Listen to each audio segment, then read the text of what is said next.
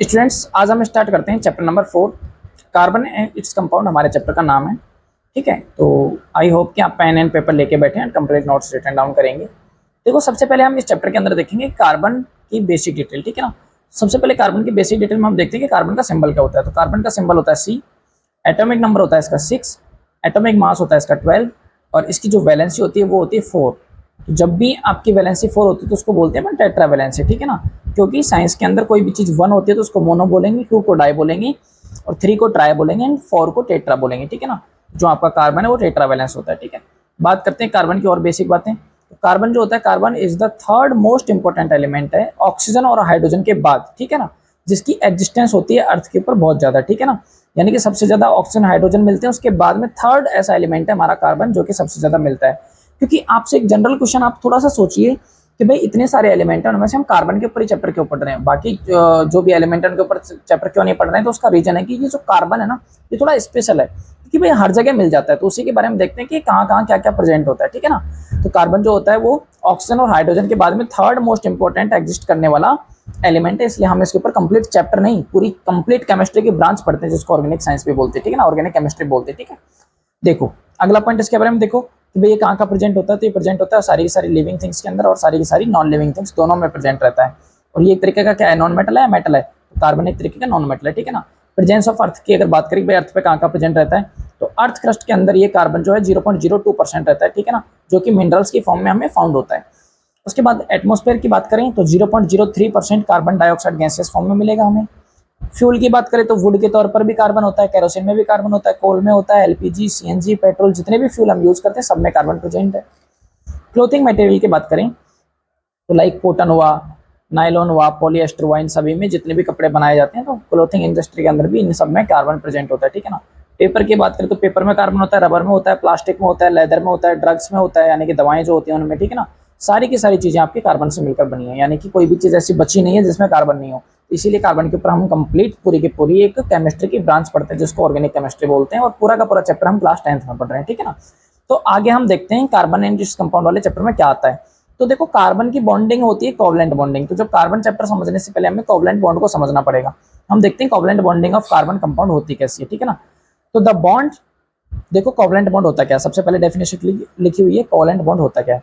तो the bonds which are formed by the sharing of an electron pair between the atoms, यानी कि atoms के बीच में electron pair की शेयरिंग होती है, तो उससे जो भी बॉन्ड आपका बनता है वो बनता है कोवलेंट बॉन्ड। ठीक है ना, चाहे वो एदर सेम हो सकते हैं या फिर डिफरेंट एटम्स हो सकते हैं, चाहे वो एटम हमारे दोनों सेम भी हो सकते हैं और डिफरेंट भी हो सकते हैं, उस बॉन्ड को बोलते हैं कोवलेंट बॉन्ड। ठीक है ना, तो देखो भाई, आपको भी पता है कि जो आपका कोई भी एलिमेंट होता है वो अपने आउटर सेल के अंदर इलेक्ट्रॉन कंप्लीट करने के लिए दो काम करता है, या तो इलेक्ट्रॉन ट्रांसफर करेगा, इलेक्ट्रॉन की शेयरिंग करेगा।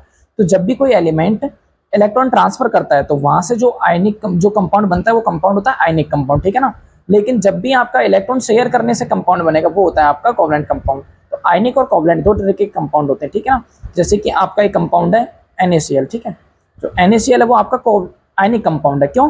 क्योंकि Na जो है अपना एक इलेक्ट्रॉन जो है वो किसको ट्रांसफर कर देता है, Cl को, तो ये आपका आयनिक बना। लेकिन कोवलेंट कंपाउंड क्या होते हैं, जिनके अंदर इलेक्ट्रॉन की ट्रांसफर ना होकर क्या करेंगे, ये इलेक्ट्रॉन की करते हैं शेयरिंग। तो इलेक्ट्रॉन की शेयरिंग से जो भी कंपाउंड बनता है वो बनता है आपका कोवलेंट कंपाउंड। आई होप ये चीज समझ में आई होगी। ठीक है ना, अब हम बात करें इलेक्ट्रॉनिक कॉन्फ़िगरेशन की कार्बन की, तो देखो कार्बन का जो इलेक्ट्रॉनिक कॉन्फ़िगरेशन होता है वो होता है इसके के सेल में 2 इलेक्ट्रॉन होते हैं, एल सेल में 4 इलेक्ट्रॉन होते हैं। ठीक है ना, तो जो आउटर मोस्ट सेल है यानी कि जो वैलेंस सेल है उसमें इलेक्ट्रॉन है 4, इसी वजह से इसकी जो वैलेंसी है वो भी 4 होती है। ठीक है ना, इसीलिए हम इसकी बात करें तो ये 4 कोवलेंट बॉन्ड बनाता है। ठीक है ना, तो कार्बन अगर आपसे पूछे कि भाई कितने मैक्सिमम बॉन्ड फॉर्म कर सकता है, तो ये 4 कोवलेंट बॉन्ड फॉर्म कर सकता है, क्योंकि इसके पास 4 इलेक्ट्रॉन होते हैं जिनको ये शेयर कर सकता है। ठीक है ना, तो जितनी बार भी इलेक्ट्रॉन शेयर होगा उतना ही कोवलेंट बॉन्ड बनेगा। तो इलेक्ट्रॉन कितने इलेक्ट्रॉन शेयर कर पाएगा, ये 4 इलेक्ट्रॉन अपने शेयर कर सकता है। तो इसीलिए इसकी जो कोवलेंट बॉन्ड फॉर्म करने की कैपेसिटी वो भी कितनी है, 4 कोवलेंट बॉन्ड फॉर्म कर सकता है। ठीक है ना, अब देखो टाइप्स ऑफ कोवलेंट बॉन्ड कितने होते हैं। तो कोवलेंट बॉन्ड 3 टाइप के होते हैं, या तो सिंगल बॉन्ड होगा, या डबल बॉन्ड होगा, या ट्रिपल बॉन्ड होगा। तो जब भी आपका कार्बन या कोई भी कंपाउंड एक इलेक्ट्रॉन की शेयरिंग करता है तो सिंगल इलेक्ट्रॉन की शेयरिंग से जो बॉन्ड बनता है वो बनता है आपका सिंगल बॉन्ड। ठीक है ना, और जब भी आपके डबल बॉन्ड इलेक्ट्रॉन की शेयरिंग से जो भी बॉन्ड बनता है वो बनता है डबल बॉन्ड। ठीक है ना, और जब भी 3 इलेक्ट्रॉन शेयर करेंगे और 3 इलेक्ट्रॉन की शेयरिंग से जो बॉन्ड बनेगा वो बनेगा आपका ट्रिपल बॉन्ड। ठीक है ना, एग्जाम्पल आप देख सकते हो, सारे के सारे एग्जाम्पल इनके दिए हुए। आगे देखते हैं अपन इनको डिटेल में और अच्छे से समझ में आ जाएंगे। आगे देखें, अब यहाँ पर इस स्लाइड पर देखोगे आप कि जो आपके कोवलेंट बॉन्ड है उनके टाइप्स को थोड़ा डिटेल में समझा रखा है। देखो सबसे पहले सिंगल बॉन्ड। सिंगल बॉन्ड होता क्या है, तो वन पेयर ऑफ इलेक्ट्रॉन जब भी शेयर होता है बिटवीन टू एटम्स उसको बोलेंगे सिंगल बॉन्ड। जैसे कि हाइड्रोजन हाइड्रोजन के बीच में, हाइड्रोजन की वैलेंसी कितनी होती है 1, तो इसके आउटर सेल में इलेक्ट्रॉन कितना होता है 1, क्योंकि भाई वैलेंसी किसको बोलेंगे, वैलेंस इलेक्ट्रॉन की नंबर को बोलेंगे वैलेंसी, ठीक है ना। तो वैलेंस इलेक्ट्रॉन क्या होता है, जो आउटर मोस्ट सेल में जितने भी नंबर ऑफ इलेक्ट्रॉन प्रेजेंट होता है उसको बोलते हैं वैलेंस इलेक्ट्रॉन। तो हाइड्रोजन के आउटर सेल में कितना इलेक्ट्रॉन है, एक है। अब इसको अपना आउटर सेल कंप्लीट करने के लिए एक इलेक्ट्रॉन और चाहिए, तो ये क्या करेगा, दूसरे हाइड्रोजन से अपना इलेक्ट्रॉन मांग लेगा, यानी कि ये वाला हाइड्रोजन अपना एक इलेक्ट्रॉन, ये वाला हाइड्रोजन अपना एक इलेक्ट्रॉन, दोनों अपना एक एक इलेक्ट्रॉन शेयर करेंगे, जिसकी वजह से इनकी आउटर दोनों की ही आउटर सेल के अंदर कितने इलेक्ट्रॉन हो जाएंगे कंप्लीट, दो। इसके पास भी दो और इसके पास भी दो। अब इन इलेक्ट्रॉन शेयरिंग से इनके बीच में जो बॉन्ड बना वो बना सिंगल बॉन्ड, ठीक है। तो देखो हाइड्रोजन हाइड्रोजन के बीच में कितना बॉन्ड बन रहा है, सिंगल बॉन्ड बन रहा है, ठीक है। ये आपको समझ में आ गया। इसी तरीके से डबल बॉन्ड का एग्जांपल देख लो। डबल बॉन्ड किस किस के बीच में बनता है, ये बनता है two pair of electron sharing से, दो एटम के बीच में जब भी दो इलेक्ट्रॉन की शेयरिंग हो उसको बोलेंगे डबल बॉन्ड। जैसे कि ऑक्सीजन बनाता है डबल बॉन्ड, ठीक है ना। तो ऑक्सीजन की वैलेंसी कितनी होती है 2 होती है, यानी कि एक ऑक्सीजन दो दो इलेक्ट्रॉन की शेयरिंग करता है, क्योंकि ऑक्सीजन के आउटर सेल में कितने इलेक्ट्रॉन होते हैं, आउटर सेल में होते हैं इसके पास 6 इलेक्ट्रॉन।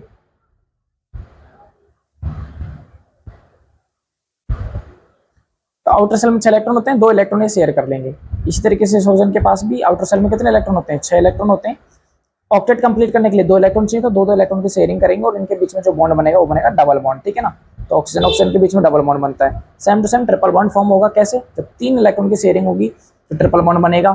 और ट्रिपल बॉन्ड बनता है नाइट्रोजन नाइट्रोजन के बीच में, नाइट्रोजन गैस बनाता है, ठीक है ना। इसकी वैलेंसी 3 होती है, यानी कि ये 3 इलेक्ट्रॉन की शेयरिंग कर सकता है। आउटर सेल में 5 इलेक्ट्रॉन होते हैं, तो ये 3 इलेक्ट्रॉन की शेयरिंग करके दोनों 8 इलेक्ट्रॉन कंप्लीट कर लेते हैं। तो देखो इसके अंदर 5 पहले से थे, 3 इलेक्ट्रॉन की शेयरिंग कर ली, तो हो कितने गए इनके पास, इनके पास हो गए अभी कितने 8 इलेक्ट्रॉन, ठीक है ना। तो इस तरीके से इनके पास में 5 इलेक्ट्रॉन होते हैं, ठीक है, आउटर सेल में। तो ये कंप्लीट 8 इलेक्ट्रॉन कंप्लीट करेगा अपने, और 3 इलेक्ट्रॉन की शेयरिंग करता है, इस वजह से ये ट्रिपल बॉन्ड बनाता है। तो ट्रिपल बॉन्ड का एग्जांपल हो जाएगा। तो आई होप कि सिंगल बॉन्ड डबल बॉन्ड और ट्रिपल बॉन्ड कैसे बनते हैं, क्या होते हैं, कितने इलेक्ट्रॉन की शेयरिंग से बनते हैं, वो आपको समझ में आया होगा, और एग्जाम्पल क्या होते हैं वो भी समझ में आया होगा, ठीक है ना। कुछ और एग्जाम्पल देख लेते हैं कोवलेंट बॉन्डिंग के। जैसे कि क्लोरीन मॉलिक्यूल होता है Cl2, Cl2 भी क्या बनाता है, कोवलेंट बॉन्ड बनाता है। तो देखो क्लोरीन के आउटर सेल में 7 इलेक्ट्रॉन होते हैं, क्योंकि इसका जो एटॉमिक नंबर है वो 17 है, वैलेंसी 1 होती है, वैलेंस इलेक्ट्रॉन 7 होते हैं। तो ये एक एक इलेक्ट्रॉन की शेयरिंग करते हैं दोनों आपस में। इस 7 खुद के पास है, एक इलेक्ट्रॉन आपस में शेयर कर लेते हैं, तो इनके पास 8 हो जाते हैं, जिस वजह से ये सिंगल बॉन्ड बनाते हैं, और क्लोरीन के मॉलिक्यूल के अंदर बनता है सिंगल बॉन्ड, ठीक है ना। इसी तरीके से फॉर्मेशन ऑफ मेथेन होता है, CH4 होता है। CH4 के अंदर कार्बन के पास कितनी वैलेंसी होती है 4, और हाइड्रोजन की वैलेंसी कितनी है 1। तो ये जो कार्बन है आपका, मैं यहाँ पर स्ट्रक्चर बना रहा हूँ, ये जो कार्बन है ये अपना एक हाइड्रोजन इसके साथ में, दूसरे हाइड्रोजन के साथ में, तीसरे हाइड्रोजन के साथ में, और चौथे हाइड्रोजन के साथ में। इस तरीके से चारों तरफ ये 4 बॉन्डिंग बना लेता है, तो ये बनता है आपका मीथेन, इस तरीके से, ठीक है ना। तो ये भी आपका कैसा कंपाउंड है, ये भी कोवलेंट कंपाउंड है। कार्बन 4 बॉन्ड बना सकता है, ये अपन ने अभी यहाँ पर देख लिया, चारों हाइड्रोजन के साथ में एक एक बॉन्ड बना रखा है, तो ये कोवलेंट बॉन्डिंग हुई, ठीक है। आगे देखते हैं, और भी एग्जांपल देख सकते हो, देख जैसे कि फॉर्मेशन ऑफ CH4 आपने देख लिया अभी थोड़ी देर पहले, ये समझाया पिछले उसमें, तो ये भी है। अब देखो मीथेन, CH4 जो है इसका केमिकल नेम क्या है, इसका जो केमिकल नेम है वो है आपका मीथेन। मीथेन के बारे में आगे देखो, मीथेन का फॉर्मूला CH4 होता है, ये कार्बन कंपाउंड है, ये हमें अभी पता चल गया। एज ए फुल इसको हम यूज करते हैं, CNG के तौर पर भी यूज करते हैं, CNG की फुल फॉर्म पूछी जा सकती है, तो वो होती है कंप्रेस्ड नेचुरल गैस, ठीक है ना। और methane is known as the marsh gas, यानी कि जो मेथेन है उसको अपन किस गैस के नाम से जानते हैं, मार्स गैस के नाम से जानते हैं, क्योंकि फ्यूल के तौर पर इसको हम यूज लेते हैं, तो मार्स गैस के नाम से भी इसको हम जान सकते हैं, ठीक है ना। अब देखो यहाँ पर फॉर्मेशन ऑफ अमोनिया है, अमोनिया का फॉर्मूला होता है NH3।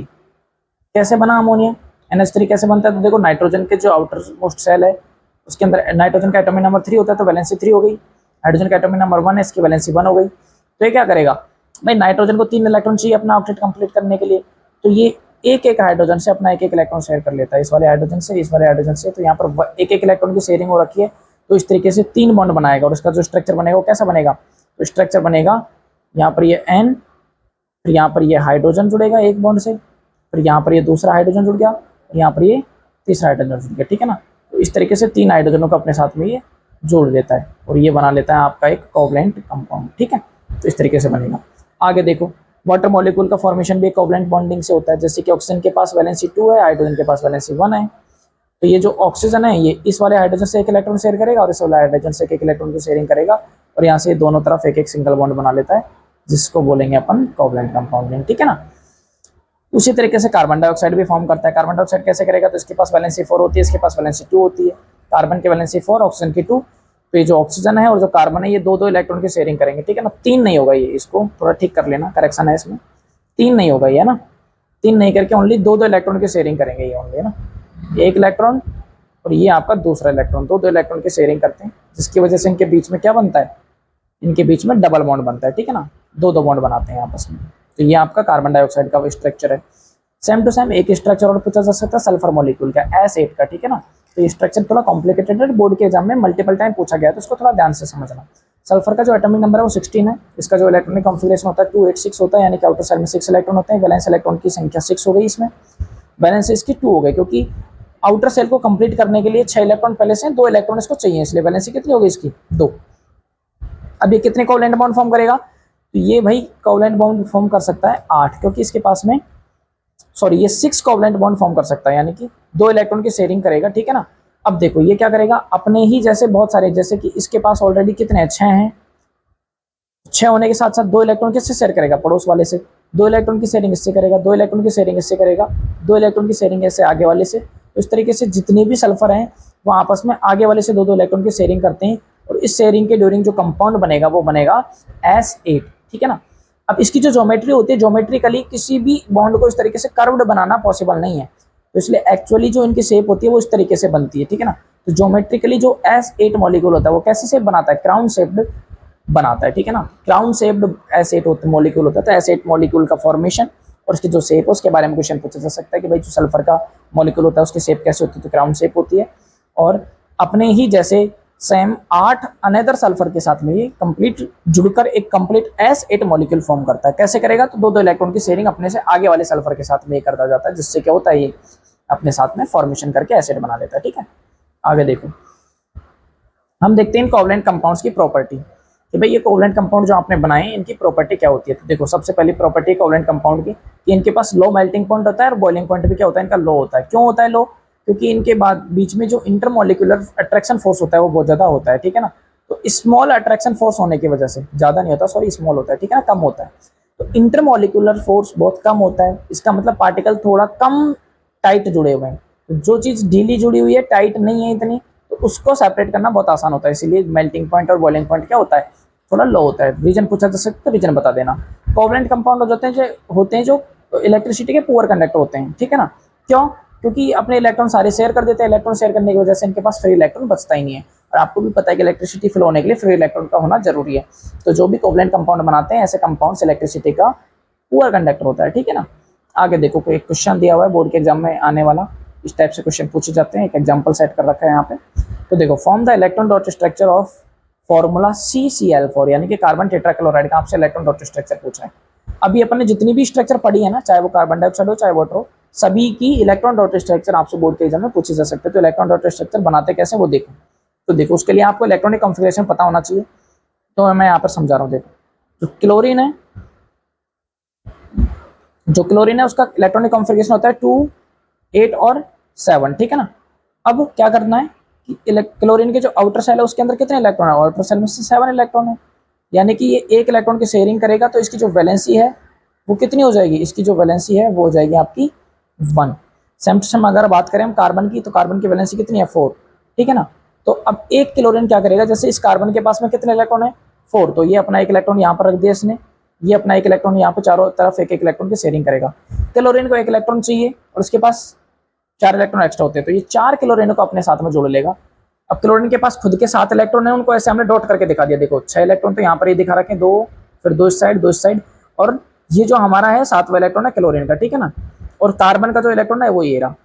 इसी तरीके से सेम टू सेम क्लोरीन के अपने 6 इलेक्ट्रॉनों को डॉट के फॉर्म में, यानी कि कार्बन के जो इलेक्ट्रॉन है उनको हमने क्रॉस से दिखा रखा है, क्लोरीन के जो इलेक्ट्रॉन है उनको हमने डॉट से दिखा रखा है। तो इसी तरीके से इलेक्ट्रॉन्स को डॉट की फॉर्म में रिप्रेजेंट करने से जो भी स्ट्रक्चर आपके सामने फॉर्म हो रहा है वो बन रहा है आपका इलेक्ट्रॉन डॉट स्ट्रक्चर। तो इस तरीके से इलेक्ट्रॉन डॉट स्ट्रक्चर आप बना सकते हो, और ये आपका एक नॉर्मल स्ट्रक्चर है, ठीक है ना, स्ट्रक्चरल फॉर्मूला है। ये इलेक्ट्रॉन डॉट स्ट्रक्चर है और ये आपका नॉर्मल स्ट्रक्चरल फॉर्मूला है कार्बन टेट्राक्लोराइड का। कैसे बनेगा वो आपको समझ में आ गया होगा, ठीक है ना।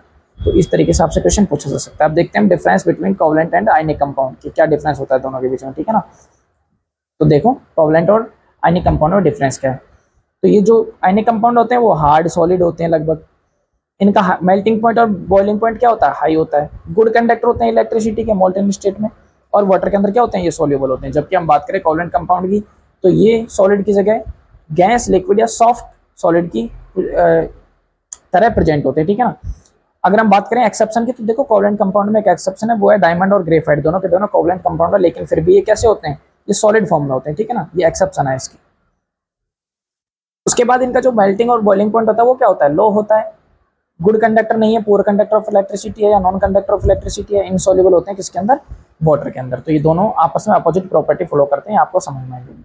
आगे देखो, हम देखते हैं अगला टॉपिक, एलोट्रॉप्स ऑफ कार्बन, यानी कि कार्बन की जो फैमिली है उसके अंदर बहुत सारे इसके भाई लोग होते हैं, ठीक है ना। तो इसके जो और बाकी के कजन्स हैं उनके बारे में देखते हैं। एलोट्रॉप्स का मतलब होता है उसी की फैमिली के मेंबर, ठीक है। तो देखो व्हाट इज एलोट्रॉप्स, देख लेते हैं यहाँ पर।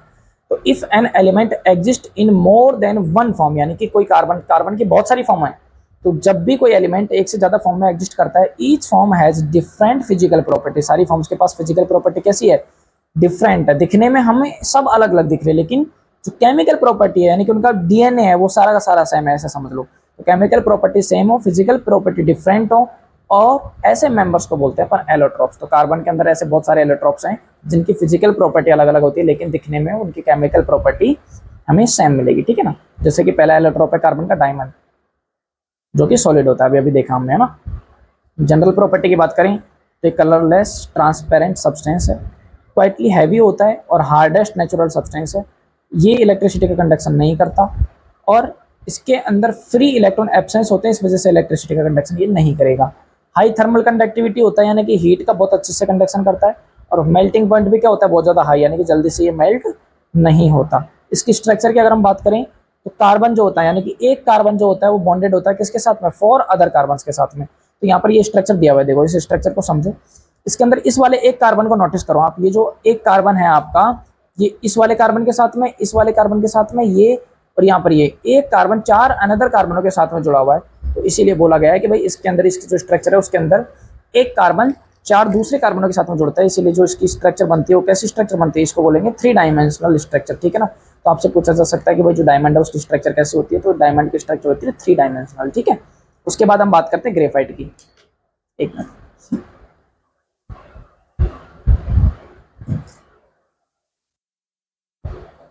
देखो उसके बाद हम बात करेंगे कि जो आपका ग्रेफाइट है वो कैसा होता है।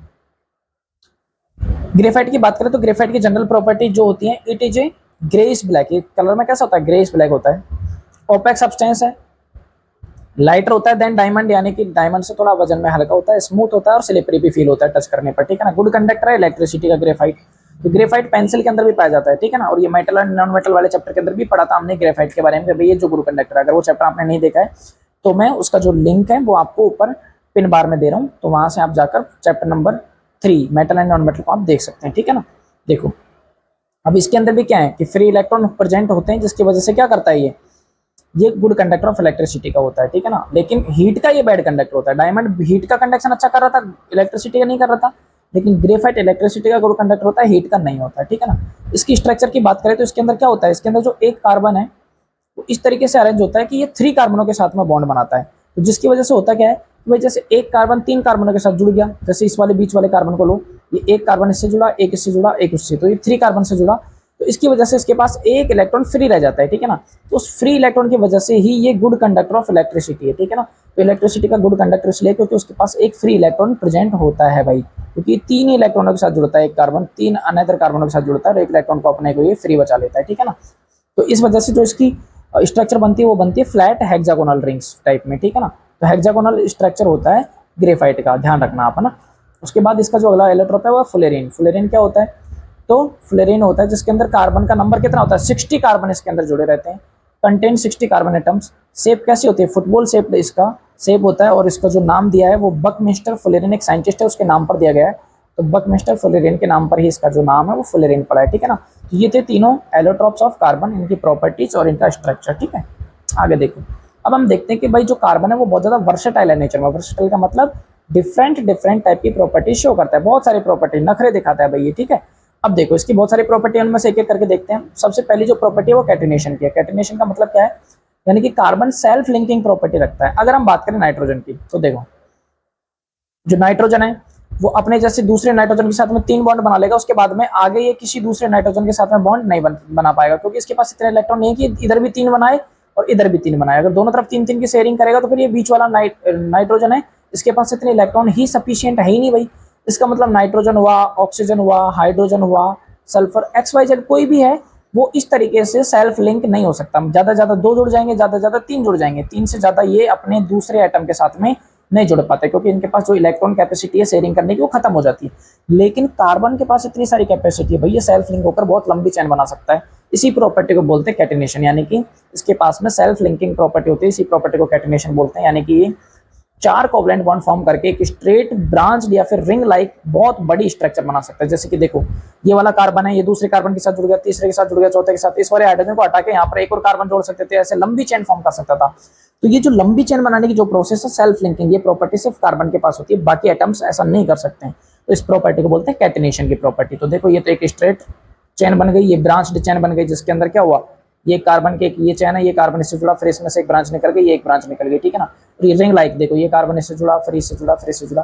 खास बात है कि हर एक कार्बन के पास 4 ही बॉन्ड है, 4 के अलावा 5वां बॉन्ड नहीं मिलेगा। तो इसका मतलब आप स्ट्रक्चर को ध्यान से देखना कि 4 ही बॉन्ड बनाने हैं। आप अगर 5 बॉन्ड बनाते हो तो वो गलत हो जाएगा, ठीक है ना। उसके बाद अगली प्रॉपर्टी इसकी टेट्रावैलेंसी। टेट्रावैलेंसी का मतलब ये हुआ कि जो कार्बन है उसके आउटर सेल में 4 इलेक्ट्रॉन होते हैं, वैलेंस इलेक्ट्रॉनों का नंबर 4 है, जिसकी वजह से ये 4 बॉन्ड बना सकता है, इसीलिए इसकी जो वैलेंसी है वो 4 है। 4 वैलेंसी को टेट्रावैलेंसी बोलते हैं। ये बात आपको समझ में आ गई होगी, ठीक है ना। तो देखो, यहाँ पर एक कार्बन है, 4 बॉन्ड बना सकता है, 1 2 3 और 4, ठीक है। आगे देखो, थर्ड प्रॉपर्टी इसकी कि इसके पास एक टेंडेंसी होती है टू फॉर्म मल्टीपल बॉन्ड्स, यानी कि मल्टीपल बॉन्ड बना सकता है, यानी कि सिंगल बॉन्ड भी बना सकता है, डबल बॉन्ड भी बना सकता है और ट्रिपल बॉन्ड भी बना सकता है, ठीक है ना। तो इसको बोलते हैं कि मल्टीपल बॉन्ड। तो ये तीसरी प्रॉपर्टी इसकी, ठीक है ना। अब देखो, अभी जो कोवलेंट कंपाउंड है, इनसे अपन एक हाइड्रोजन और कार्बन को जोड़ेंगे, तो एक छोटा सा टॉपिक आता है अपना ऑर्गेनिक कंपाउंड क्या होता है, ठीक है ना। एनसीईआरटी का टॉपिक है ऑर्गेनिक कंपाउंड। तो ऑर्गेनिक कंपाउंड किसको बोलेंगे, तो the compound of carbon except carbides, oxides या कार्बोनेट, इनको हटा के जितने भी कार्बनिक कंपाउंड है वो सारे के सारे ऑर्गेनिक कंपाउंड बोले जाते हैं। क्या बोलेंगे उनको, ऑर्गेनिक कंपाउंड, ठीक है ना। तो जितने भी ऑर्गेनिक कंपाउंड होते हैं उनके अंदर से एक्सेप्शन को हटा देना, जैसे कि कार्बाइड्स जो बनेंगे वो नहीं है, ऑक्साइड्स नहीं है और कार्बन नहीं है, ठीक है ना। जैसे कि कार्बन डाइऑक्साइड है बोले अपन, तो कार्बन डाइऑक्साइड आपका ऑर्गेनिक कंपाउंड है क्या, कार्बन डाइऑक्साइड आपका ऑर्गेनिक कंपाउंड है, क्योंकि ये एक तरीके से ऑक्साइड है। तो आपको बता दिया मैंने कि ऑक्साइड को आपको हटा देना है, ठीक है। जितने भी कंपाउंड बने वो सारे के सारे क्या है, आपके ऑर्गेनिक कंपाउंड है, ऑक्साइड, कार्बाइड और कार्बोनेट को हटाकर, ठीक है।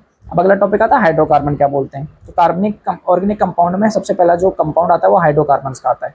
व्हाट इज हाइड्रोकार्बन, तो नाम से समझ में आ रहा है कि जो कंपाउंड, ऐसा ऑर्गेनिक कंपाउंड जो कि हाइड्रोजन और कार्बन से मिलकर बना हो, ओनली किससे फॉर्म हो रहा हो, हाइड्रोजन और कार्बन से, उसको बोलेंगे अपन हाइड्रोकार्बन। लाइक मैथेन हो गया CH4, एथेन हो गया C2H6, इथेन हो गया C2H4, इनमें सभी में क्या है, कार्बन है और हाइड्रोजन है, इसलिए इनको क्या बोलेंगे, हाइड्रोकार्बन बोलेंगे। अब हाइड्रोकार्बन अपने 2 टाइप के होते हैं, कौन कौन से, सैचुरेटेड हाइड्रोकार्बन और अनसैचुरेटेड हाइड्रोकार्बन। सबसे पहले देखते हैं सैचुरेटेड हाइड्रोकार्बन किसको बोलेंगे।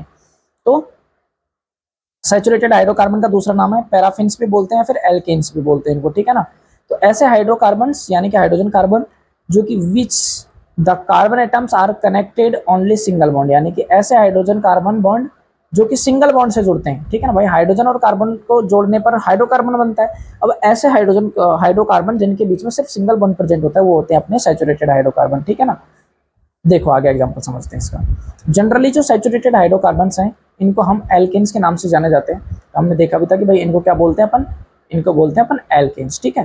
तो एल्केन का जो आपका जनरल फॉर्मूला आपसे पूछा जा सकता है, जनरल फॉर्मूला वो होगा इसका CnH2n, यानी कि अगर ये फॉर्मूला याद हो हमें, और अगर कोई हमें n नंबर बता दे कि भाई n जो है कार्बन का नंबर है, ठीक है, नंबर ऑफ कार्बन है, तो अगर हमें बोलते कि भाई 6 कार्बन की एक चेन बनाओ, उसमें हाइड्रोजन काउंट करके बताओ, तो शॉर्टकट सा कार्बन में n की वैल्यू 6 रखेंगे, H2 मल्टीप्लाई बाई यहाँ n की जगह 6 रखेंगे, प्लस कर देंगे इसमें 2, तो 6 2 जा 12 प्लस 2 14, यानी कि जो फाइनल फॉर्मूला बनेगा C6H14 बन जाएगा।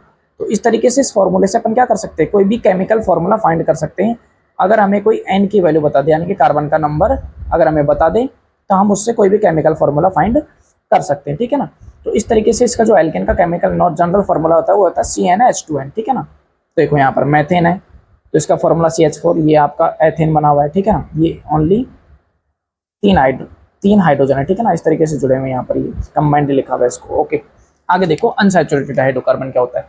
अब जैसे सिंगल बॉन्ड वाले सैचुरेटेड थे तो इसमें क्या आ जाएंगे, इसमें सारे के सारे डबल बॉन्ड और ट्रिपल बॉन्ड वाले आ जाएंगे, ठीक है ना। तो hydrocarbons which the carbon atoms are connected by double bond and triple bond, उसको क्या बोलेंगे, अनसैचुरेटेड हाइड्रोकार्बन बोलेंगे, ठीक है ना। ये दो टाइप के होते हैं, एक तो होता है एल्केन्स और एक होता है एल्काइंस, सॉरी एक तो होता है एल्कीन्स, ध्यान से सुनना इसका साउंड, एल्कीन्स, और इसका नाम है एल्काइंस, ठीक है ना। तो एल्कीन्स का दूसरा नाम है ओलिफिन्स, जो जनरल फॉर्मूला है CnH2n है। एल्काइंस का जो जनरल फॉर्मूला है CnH2n-2 है, ठीक है ना, ये ध्यान रखना आप ना। तो ये जनरल फॉर्मूला इनके पूछे जा सकते हैं इन तीनों की। अब अगर हम बात करें एल्किन्स की, तो देखो दो अनसैचुरेटेड हाइड्रोकार्बन जो कि डबल बॉन्ड से जुड़ते हैं अलॉन्ग विद डबल बॉन्ड, ठीक है ना, जो कनेक्टेड होते हैं एटलीस्ट डबल बॉन्ड से, उसको बोलेंगे अपन एल्किन्स, ठीक है ना। और जिनमें ट्रिपल बॉन्ड बनता है वो हैं आपके एल्काइंस, ठीक है ना। तो ट्रिपल बॉन्ड से जुड़ने वाले हाइड्रोकार्बन को अपन बोलेंगे एल्काइंस, ओके। तो इनके बीच में ट्रिपल बॉन्ड होता है, इनके बीच में डबल बॉन्ड, जैसे कि यहाँ पर देख सकते हैं आप, एथीन के अंदर डबल बॉन्ड जुड़ा हुआ है और यहाँ पर एक ट्रिपल बॉन्ड है, यानी कि कम से कम एक डबल बॉन्ड या एक ट्रिपल बॉन्ड होना चाहिए। बाकी सिंगल बॉन्ड भी हो सकते हैं, डबल बॉन्ड भी हो सकते हैं, लेकिन अगर ट्रिपल बॉन्ड है तो एल्काइंस, डबल बॉन्ड प्रेजेंट है चाहे एक ही हो चाहे एक से ज्यादा हो तो वो एल्किन्स बनेगा, ठीक है ना। उसमें सिंगल बॉन्ड भी हो सकते हैं वाला, है ना, लेकिन बोलेंगे उसको अपन एल्किन्स, ओके। तो ये अपने सैचुरेटेड और अनसैचुरेटेड दो टाइप के हाइड्रोकार्बन्स थे, ये आपको समझ में आ गए होंगे यहाँ से। देखो अब हम देखते हैं इनके स्ट्रक्चर के बारे में। तो देखो यहाँ पर कुछ आपको नीचे स्ट्रक्चर दिए हुए, इनके स्ट्रक्चर खुद से आपको बनाने। तो सैचुरेटेड और अनसैचुरेटेड हाइड्रोकार्बन्स के लिए सेल्फ प्रैक्टिस के क्वेश्चंस मैंने डाल रखे हैं यहाँ पर, आप एक बार वीडियो को पॉज करके इन क्वेश्चंस को प्रैक्टिस कर सकते हो। C2H6 की एक स्ट्रक्चर बना सकते हो या फिर C4H4 की स्ट्रक्चर बना सकते हो, कैसे बनाएंगे वो आपको पता होना चाहिए, ठीक है ना। जैसे कि मैं एक स्ट्रक्चर बना के बता रहा हूँ यहाँ साइड में C2H6 का, तो यहाँ पर एक कार्बन, इसको हमने दूसरे कार्बन से जोड़ दिया, और यहाँ पर एक हाइड्रोजन, यहाँ पर दूसरा हाइड्रोजन, यहाँ पर तीसरा हाइड्रोजन, यहाँ पर चौथा हाइड्रोजन, यहाँ पर पांचवा हाइड्रोजन, यहाँ पर छठा हाइड्रोजन। तो इस तरीके से हाइड्रोजन कितने हैं 6 और कार्बन कितना है 2, तो इसको बोलेंगे अपन C2H6 वाला स्ट्रक्चर, ठीक है ना। तो इस तरीके से बनेगा। इसी तरीके से आपको C2H4 बनाना है, C3H8 बनाना है, C2H2 बनाना है। तो इन सारे क्वेश्चंस को प्रैक्टिस करना है, अगर नहीं समझ में आता है तो आप मुझे कमेंट करके बता दीजिएगा, मैं इनकी भी आपको डिस्क्राइब वीडियो बना दूंगा अलग से, ठीक है ना। आपको प्रैक्टिस करना है। उसके बाद देखो छोटा सा टॉपिक आता है आइसोमर्स का। अब आइसोमर्स या आइसोमेरिज्म बोलते किसको हैं, क्वेश्चन पूछा जा सकता है बोर्ड के एग्जाम में। तो कुछ ऑर्गेनिक कंपाउंड होते हैं जिनके पास एक नहीं एक से ज्यादा स्ट्रक्चर होते हैं, ठीक है ना। तो जिनका मॉलिक्यूलर फॉर्मूला तो सेम रहता है लेकिन डिफरेंट केमिकल या फिजिकल प्रॉपर्टीज होती है, उनको बोलते हैं आइसोमर्स। तो ऐसे ऑर्गेनिक कंपाउंड जिनका मॉलिक्यूलर फॉर्मूला सेम हो लेकिन केमिकल और फिजिकल प्रॉपर्टीज डिफरेंट हो, उसको बोलेंगे अपन आइसोमर्स। आगे देखो आइसोमर्स का स्ट्रक्चरल फॉर्मूला देखो यहाँ पर, ठीक है। तो देखो स्ट्रक्चरल फॉर्मूला अपन देखें तो compounds have identical molecular formula different structure, structure क्या होगा इनका डिफरेंट होगा, उसको बोलेंगे अपन आइसोमर्स, स्ट्रक्चरल आइसोमर्स बोलते हैं, ठीक है ना। अब स्ट्रक्चरल आइसोमर्स अलग चीज है और आइसोमर्स अलग चीज है। आइसोमर्स का मतलब जिनकी फॉर्मूला सेम हो, फिजिकल और केमिकल प्रॉपर्टीज डिफरेंट हो, ठीक है ना। लेकिन स्ट्रक्चरल आइसोमर्स किसको बोलेंगे कि जिनका फॉर्मूला सेम है लेकिन ओनली कौन सी प्रॉपर्टी स्ट्रक्चर डिफरेंट हो, उसको बोलेंगे स्ट्रक्चरल आइसोमर्स, ठीक है ना। तो देखो अब अपन देखते हैं ब्यूटेन। तो ब्यूटेन की दो स्ट्रक्चर बन सकते हैं, फॉर्मूला है C4H10। तो एक तरीके से देखो एक कार्बन, दो कार्बन, 3 और 4, इस तरीके से चारों कार्बनों को अपन ने इस तरीके से जोड़ा और इनके साथ एक एक हाइड्रोजन जोड़ दिया, तो एक स्ट्रक्चर तो ये बन गया, ठीक है ना, ये स्ट्रेट हुआ। दूसरा क्या तरीका है, तो दूसरा देखो एक कार्बन को अपन ने ब्रांच में लगा दिया, तीनों कार्बनों की एक लंबी चेन बनाई और साइड में एक कार्बन यहाँ लगा दिया, इसके साथ 3 हाइड्रोजन, इसके साथ 3 हाइड्रोजन, इसके साथ 3 हाइड्रोजन और ये हाइड्रोजन एक यहाँ पर लगा दिया। तो इससे क्या हुआ, यहाँ पर भी देखोगे आप तो ये जो फॉर्मूला इसमें भी C4 है, H आपके 10 है, यानी कि आपका केमिकल फॉर्मूला तो सेम है दोनों का लेकिन स्ट्रक्चर अलग बन गया। ये आपका ब्रांच स्ट्रक्चर है, ये आपका स्ट्रक्चर। तो भाई एक ही कंपाउंड के अगर दो दो स्ट्रक्चर बन रहे हैं तो ये दोनों आपस में क्या हुआ, ये हुआ स्ट्रक्चरल आइसोमर्स। इन दोनों को आपस में क्या बोलेंगे अपन स्ट्रक्चरल आइसोमर्स बोलेंगे, ठीक है ना। तो ये दो स्ट्रक्चरल आइसोमर्स पॉसिबल हैं किसके, ब्यूटेन के, C4H10 के, ठीक है ना। अब देखो इसी तरीके से C6H12 साइक्लोहेक्सेन बनेगा, ये बेंजीन की स्ट्रक्चर है आपकी। तो बेंजीन को देख लेना आप यहाँ पर, ठीक है ना। अब एक क्वेश्चन दिया हुआ है, write structural formula of all isomers of an alkane of 6 carbon, यानी कि 6 कार्बन का एक एल्केन है, उसके आपको स्ट्रक्चरल फॉर्मूला बनाना है, ठीक है ना। तो स्ट्रक्चरल फॉर्मूला बनाना है, सेल्फ प्रैक्टिस करने का क्वेश्चन है लेकिन थोड़ा बहुत हिंट दे देता हूँ मैं यहाँ पर आपको। तो देखो एल्केन का फॉर्मूला क्या था, जनरल फॉर्मूला निकालो पहले आप, CnH2n+2 से आप जनरल फॉर्मूला निकालेगो। तो C का नंबर दे रखा है 6, कार्बन 6 दे रखे हैं, H2n में 6 रखोगे +2 करोगे तो कितना आ जाएगा, ये आ जाएगा C6H14। अब इसके कितने सारे स्ट्रक्चर बनेंगे, उसके 5 पॉसिबल स्ट्रक्चर बनेंगे, 5 स्ट्रक्चरों को आप बना के देखना, ठीक है ना। ये प्रैक्टिस सेट है आपके लिए, 5 क्वेश्चनों को बना के देखना, और नहीं समझ में आया तो फिर मुझे कमेंट करके बता देना, मैं इसके बारे में भी एक छोटा सा शॉर्ट वीडियो बना दूंगा, चैनल पर डाल दूंगा, जिससे कि आपको ये समझ में आ जाए, ठीक है ना। मैं बता दिया आंसर आपको, 5 आइसोमर्स बनेंगे इसके, लेकिन आप इसको प्रैक्टिस कर लेना। आइसोमर होते क्या है, अलग अलग स्ट्रक्चर बनेंगे, अलग अलग तरीके से जोड़ के देखना। पहले एक बार स्ट्रेट बनाना, फिर उसकी ब्रांच बना देना, फिर ब्रांचों में लोकेशन चेंज कर देना उसकी, ठीक है ना। तो इस तरीके से इसको सॉल्व करोगे तो ये क्वेश्चन सॉल्व हो जाएगा। अगला टॉपिक आता है अपना फंक्शनल ग्रुप। हम देखते हैं व्हाट इज फंक्शनल ग्रुप। तो देखो, एक group of atom present in carbon compound, यानी कि कार्बन कंपाउंड के साथ अगर अलग से कोई ग्रुप ऑफ एटम प्रेजेंट हो, जिसके अंदर क्या होता है, गिव्स स्पेसिफिक फिजिकल और केमिकल प्रॉपर्टी, यानी कि जिसके जुड़ने के बाद में वो जो कार्बनिक कंपाउंड है वो एक अलग ही तरीके से बिहेव करेगा, उसकी जो फिजिकल और केमिकल प्रॉपर्टी है वो क्या हो जाएंगी, चेंज हो जाएंगी, तो उस ग्रुप को बोलते हैं फंक्शनल ग्रुप। यानी कि एक एटम्स का ऐसा ग्रुप जिसको अगर कार्बनिक कंपाउंड में आपने जोड़ दिया तो वो जो कार्बनिक कंपाउंड है उसका पूरे का नेचर ही बदल दिया, उसने फिजिकल प्रॉपर्टी भी बदल दी और केमिकल प्रॉपर्टी भी, तो ऐसे ग्रुप को बोलते हैं फंक्शनल ग्रुप। 4 तरीके के फंक्शनल ग्रुप होते हैं हमारे सिलेबस में, हमारे को यहाँ पर दे रखे हैं। एल्डिहाइड है जिसका फॉर्मूला होता है CHO, सफिक्स होता है L, ठीक है ना। एल्कोहल का जो फॉर्मूला OH होता है, सफिक्स ओल होता है। कीटोन जो है उसका फॉर्मूला है C+O, ठीक है ना। तो C+O होता है इसका जो सफिक्स है वो 1 है, ठीक है ना। कार्बोक्सिलिक एसिड होता है, उसका फॉर्मूला COOH है, सफिक्स जो है ओइक एसिड है। एक और होता है हेलोजन, जो फैमिली होती है, हेलोजन फैमिली या हेलोजन ग्रुप होते हैं, वो भी सारे के सारे एज ए फंक्शनल ग्रुप ये वर्क करते हैं। तो फ्लोरीन, क्लोरीन, ब्रोमीन, आयोडीन अगर ये भी लगे हुए मिल जाए तो ये भी सारे के सारे आपके फंक्शनल ग्रुप के तौर पर ही काम करते हैं। तो डेफिनेशन और एग्जांपल आपको फंक्शनल ग्रुप के ध्यान रखना है, ठीक है।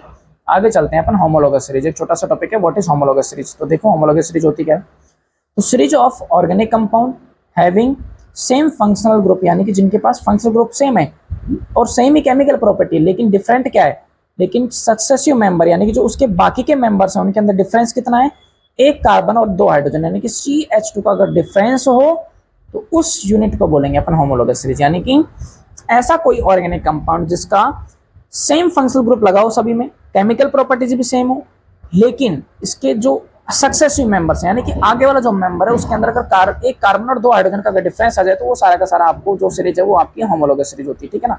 जैसे कि नीचे एग्जांपल दिया हुआ है यहाँ पर, एग्जांपल समझो, CH4 C2H6 C2 C3H8, यहाँ पर H8 है, ठीक है ना, और C4H10, ये सारे के सारे मेंबर जो हैं वो सारे के सारे होमोलॉगस सीरीज में हैं। कैसे, अपन एक बार चेक करते हैं। देखो,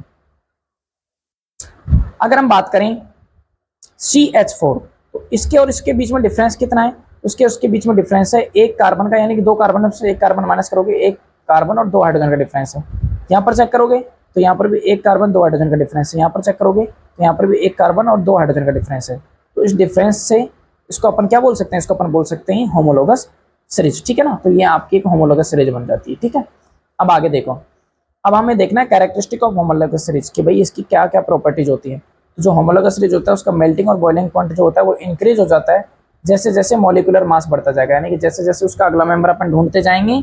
जैसे कि सबसे पहले CH4 था, CH4 में CH2 जोड़ दिया, C2H6 मिल गया, C2H6 में अगर वापस से CH2 जोड़ेंगे तो C3H8 मिल गया। तो इस तरीके से जैसे जैसे मेंबर बढ़ते जा रहे हैं आगे वाले, वैसे वैसे उनका जो इंक्रीजिंग मॉलिक्यूलर मास है वो भी बढ़ रहा है और बॉइलिंग और मेल्टिंग पॉइंट भी आपका बढ़ रहा है, ठीक है ना। उसी तरीके से बात करें तो डिफरेंट मॉलिक्यूलर मास जो होते हैं, जो 2 मेंबर हैं उन दोनों के बीच में जो मॉलिक्यूलर मास का डिफरेंस होगा वो कितने का होगा, 14 AMU का डिफरेंस होगा। यानी कि अगर हम बात करें भाई, सबसे पहले अपन बात करते हैं CH4 में कार्बन का एटॉमिक मास कितना होता है 12 प्लस 4 हाइड्रोजनों का 4, टोटल कितना हो गया इसका हो गया टोटल 16, ठीक है।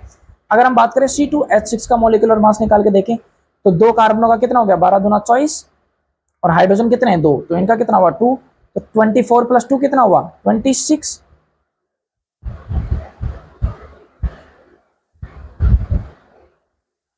सॉरी, C2 कितना है, C2H6 है बेटा, है ना।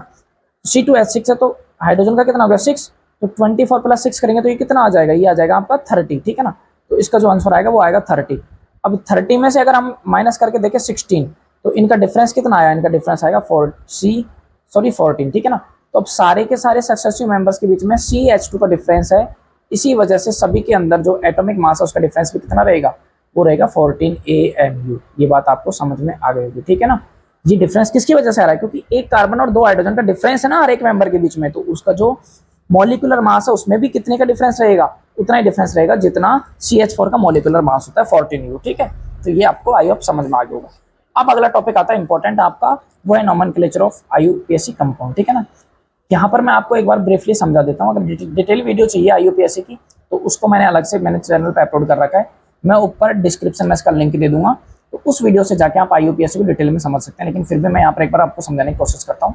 देखो सबसे पहले IUPAC की फुल फॉर्म पता होनी चाहिए, international union of pure and applied chemistries की फुल फॉर्म है। अब इसको कैसे बनाएंगे, तो जैसे भाई हमारा जो नाम होता है, सपोज दैट मेरा नाम रवि है, ठीक है, सरनेम मेरा योगी है। अब एक सरनेम होता है, एक मेन नेम होता है, और आगे अपन किसी भी इंसान को इज्जत देने के लिए उसके आगे मिस्टर या मिस्ट्रेस लगाते हैं, ठीक है। तो जैसे मिस्टर रवि योगी एक नाम है, तो इसके अंदर ये जो मिस्टर है ये तो हो गया आपका प्रेफिक्स, जो आपका रवि है ये हो गया आपका रूट वर्ड, ठीक है, और ये जो योगी है ये हो गया आपका सफिक्स, ठीक है ना। तो इसी तरीके से IUPAC नेम के अंदर भी कार्बनिक कंपाउंडों का हमें IUPAC नेम करना पड़ता है, तो उसके अंदर भी एक प्रेफिक्स होता है, एक रूट वर्ड होता है और एक सफिक्स होता है, ठीक है ना। अब देखो रूट वर्ड के अंदर एक कार्बन अगर हुआ तो उसको मैथ बोलेंगे, 2 कार्बन हुए तो एथ बोलेंगे, 3 कार्बन हुए तो प्रोप बोलेंगे, 4 कार्बन हुए तो ब्यूट, 5 को पेंट, हेक्स, सेप्ट, इस तरीके से काउंटिंग चलती है, ठीक है ना। प्रेफिक्स के अंदर क्या क्या मिलेगा, तो प्रेफिक्स के अंदर हमें ये सारी चीजें मिल सकती हैं, ठीक है ना। इसके अंदर अगर हमें फ्लोरीन मिला तो उसकी जगह पर हम क्या यूज करेंगे, वर्ड यूज करेंगे फ्लोरो। क्लोरीन मिला तो क्लोरो लगा देंगे, ब्रोमो यानी ब्रोमीन मिला तो ब्रोमो लगा देंगे, आयोडीन मिला तो आयोडो लगा देंगे, अगर अमीनो मिला, अमोनियम मिला तो उसकी जगह पर हम एमिनो लगा देंगे, अगर हमें CH3 मिला तो इसको बोलेंगे मिथाइल, ठीक है ना। यानी कि CH4 मैथेन होता है, उसमें से अगर एक हाइड्रोजन अपन कम कर देते हैं तो वो बन जाता है CH3, जिसको बोलते हैं अपन मिथाइल ग्रुप, ठीक है ना।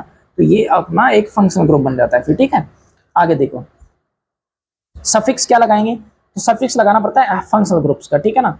तो देखो फंक्शनल ग्रुप जब भी आएंगे सफिक्स के तौर पर आएंगे, तो एल्कोहल अगर मिला, जैसे कि सपोज दैट कहीं OH, एल्कोहल का फॉर्मूला क्या है OH, फंक्शनल ग्रुप में देख रखा है आपने लिस्ट आपने, है ना। तो OH अगर कहीं मिल जाए आपको कार्बनिक कंपाउंड में तो ऑल लगाएंगे, एल्डिहाइड मिलेगा यानी कि CHO मिलेगा तो L लगा देंगे, कीटोन मिलेगा यानी कि C डबल बॉन्ड O, और अगर इस तरीके से मिलेगा तो अपन 1 लगा देंगे, कार्बोक्सिलिक एसिड मिलेगा तो ये मिलेगा C डबल बॉन्ड OH, अगर ऐसा मिला तो एक ऐसे लगा देंगे सफिक्स। फिर अगर सिंगल बॉन्ड, फिर अपन को देखना पड़ेगा सिंगल बॉन्ड, डबल बॉन्ड और ट्रिपल बॉन्ड। अगर सिंगल बॉन्ड हुआ तो वहां पर एन यूज करेंगे, डबल बॉन्ड हुआ तो इन यूज करेंगे, और ट्रिपल बॉन्ड हुआ तो आइन यूज करेंगे। अपन एग्जांपल से समझते हैं इसको, ठीक है ना। प्रैक्टिस क्वेश्चन देखो, अब ये देखो इसमें कार्बन है, ये कार्बन है, ये हाइड्रोजन है, ये हाइड्रोजन है, और साथ में ब्रोमीन है, ठीक है ना। अब कार्बन कितने हैं यहाँ पर भाई, एक और दूसरा 2 कार्बन है। 2 कार्बन को क्या बोलते हैं, 2 कार्बन को बोलते हैं अपन एथ, ठीक है ना। तो सबसे पहले आप इसका नाम लिखोगे एथ। उसके बाद में इसमें फंक्शनल ग्रुप कौन सा लगा हुआ है, इसके अंदर फंक्शनल ग्रुप लगा हुआ है ब्रोमीन। तो मैंने बोला था जब भी ब्रोमीन आएगा तो वो प्रेफिक्स के तौर पर काम में आएगा, तो ब्रोमीन आपको प्रेफिक्स के लिए लग रहा है। प्रेफिक्स क्या है इसका, ब्रोमो, तो एथ के आगे क्या लगा दोगे आप, एथ के आगे आप लगा दोगे ब्रोमो, ठीक है। तो यहाँ पर मैंने ब्रोमो लगा दिया और ये एथ लिख दिया, ठीक है, यहाँ तक हो गया अपना कंप्लीट, ठीक है। उसके बाद में आप देखोगे बॉन्डिंग, सिंगल बॉन्ड है या डबल बॉन्ड, तो सभी कार्बनों के बीच में कितना बॉन्ड दिख रहा है, सिंगल बॉन्ड। तो सफिक्स क्या यूज करोगे, जब भी आपका एल्केन होगा यानी कि सिंगल बॉन्ड होगा तो सिंगल बॉन्ड का जो सफिक्स है वो एन यूज करते हैं, तो एथ के आगे क्या लगा दोगे आप, एन लगा दोगे, ठीक है ना। तो ये बन जाएगा ब्रोमो एथेन। आई होप के समझ में आया होगा भाई, ब्रोमीन लगा हुआ है तो ब्रोमो एथेन, एथ 2 कार्बन है इसलिए एथ बोल दिया, और एल्केन है सिंगल बॉन्ड है इसलिए एन लगा दिया, तो ये जो नाम बन गया वो बन गया ब्रोमो एथेन, ठीक है ना। सेम टू सेम यहाँ पर देखो, यहाँ पर डबल बॉन्ड दिख रहा है, डबल बॉन्ड नहीं है सॉरी, ये कीटोन लगेगा, ठीक है ना, या एल्डिहाइड है इसके अंदर, है ना। तो देखो अब ये है CHO यानी कि डबल बॉन्ड ऑक्सीजन के साथ में जुड़ा हुआ है, तो जब भी देखो डबल बॉन्ड कहीं भी मिलेगा कार्बन के साथ, अगर डबल बॉन्ड के साथ ऑक्सीजन मिलेगा तो आपको देखना है या तो वो क्या है, या तो वो एल्डिहाइड है, या तो वो एल्डिहाइड है, या फिर वो क्या है आपका कीटोन है। तो डबल बॉन्ड एल्डिहाइड में मिलेगा कीटोन में, और अगर कार्बन के साथ में 2 ऑक्सीजन मिल जाए, एक ऑक्सीजन इधर एक ऑक्सीजन इधर, या फिर दोनों को साथ में लिखा हो, तो 2 ऑक्सीजन मिलेंगे तो वो आपका कार्बोक्सिलिक एसिड है, वहां पर वो फंक्शनल ग्रुप आ जाता है, तो उसका अपन क्या यूज करेंगे, उसका सफिक्स लगाएंगे, ठीक है ना। तो अब ये CHO ये क्या बन गया, ये इसको कंबाइनली इसको पूरे को मिलाकर क्या बोल सकते हैं अपन, इसको बोल सकते हैं CHO, ये बन गया आपका एल्डिहाइड, ठीक है ना। कार्बन कितना है इसमें, एक कार्बन को क्या बोलेंगे, मैथ बोलेंगे, ठीक है ना, मैथ। उसके बाद में कार्बन कार्बन के बीच में बॉन्डिंग कैसी है, सिंगल बॉन्डिंग है। ऑक्सीजन की बॉन्डिंग आपको नहीं देखनी है, फंक्शनल ग्रुप में अगर ऑक्सीजन लगा हुआ है तो ऑक्सीजन का बॉन्ड अपन नहीं देखते हैं, उसको अपन डबल बॉन्ड या ट्रिपल बॉन्ड काउंट नहीं करेंगे। कार्बन और हाइड्रोजन या कार्बन कार्बन के बीच में अगर आपको डबल बॉन्ड मिले तो ही आप उसको एल्कीन बोलोगे, या ट्रिपल बॉन्ड मिले तो ही उसको आप एल्काइन बोलोगे, अदरवाइज वो एल्केन ही है आपका, ठीक है ना। तो ये अभी भाई ये जो डबल बॉन्ड है ये किसका है, ये फंक्शनल ग्रुप का डबल बॉन्ड है, ये आपका कार्बनिक कंपाउंड का नहीं है, इस वजह से इसको क्या बोलेंगे अपन, एन ही काउंट करेंगे, एल्केन ही काउंट करेंगे, ठीक है ना। तो एल्केन का क्या आता है, एल्केन का एन आता है, तो अपन क्या लगाएंगे, सबसे पहले मैथ लिख दिया, फिर अपन ने एन लगा दिया, ठीक है ना। तो देखो यहाँ पर मैं लिख के बता देता हूँ कि भाई सबसे पहले आपने मैथ लिखा, सॉरी सबसे पहले आपने लिखा मैथ, प्लस लगा दिया आपने एन। अब इसके साथ में क्या ऐड करना है, एन के बाद में ऐड करना है आपको फंक्शनल ग्रुप का सफिक्स। फंक्शनल ग्रुप कौन सा है, ये है एल्डिहाइड है, तो एल्डिहाइड में जो सफिक्स यूज होता है वो कौन सा यूज होता है, एल सफिक्स यूज होता है। अब आपको खास बात ये ध्यान रखनी है कि जब भी आप एल्केन हो, एल्कीन हो, एल्काइन हो, उसमें जब भी आप फंक्शनल ग्रुप का सफिक्स ऐड करोगे तो लास्ट में जो ई आता है ना आपका, एन इन आइन में जो ई आ रहा है उस ई को हटा दोगे आप। तो एल्केन का एन लगाया था अपन ने सिंगल बॉन्ड की वजह से, इस ई को आप क्या कर दोगे, इसी को आप रिमूव कर दोगे, रिमूव करने के बाद में डायरेक्ट एल लगाओगे तो ये क्या बन जाएगा, मैथेनॉल बन जाएगा। देखो यहाँ से ई रिमूव कर रखा है आपका ना, ये जो ई है यहाँ से रिमूव हो रखा है भाई, ठीक है ना। तो ये आप ध्यान रखोगे कि इनके बीच में जो भी ई आ रहा है वो लास्ट वाला ई हट जाता है जब भी आप सफिक्स ऐड करते हो किसी भी चीज का, ठीक है ना। तो ये आपको ध्यान रखना है। तीसरा कंपाउंड देखो यहाँ पर आपका ट्रिपल बॉन्ड आ गया। कार्बन कितने हैं, 1 2 3 4 5 कार्बन है, 5 कार्बन को क्या बोलेंगे, इसको बोलेंगे अपन पेंट। इसमें कोई भी प्रेफिक्स लगा हुआ है क्या, इसमें कोई भी हमें प्रेफिक्स नहीं दिख रहा, तो हम इसमें कुछ भी प्रेफिक्स के तौर पर नहीं लगाएंगे, डायरेक्ट कार्बन रूट वर्ड लिखेंगे। रूट वर्ड हमारा पेंट, 5 कार्बन है, सिंगल बॉन्ड है, डबल बॉन्ड है, ट्रिपल बॉन्ड। तो इसके अंदर एक ट्रिपल बॉन्ड दिख रहा है, तो ये एल्केन है, एल्किन या एल्काइन, तो ये हो जाएगा आपका एल्काइन।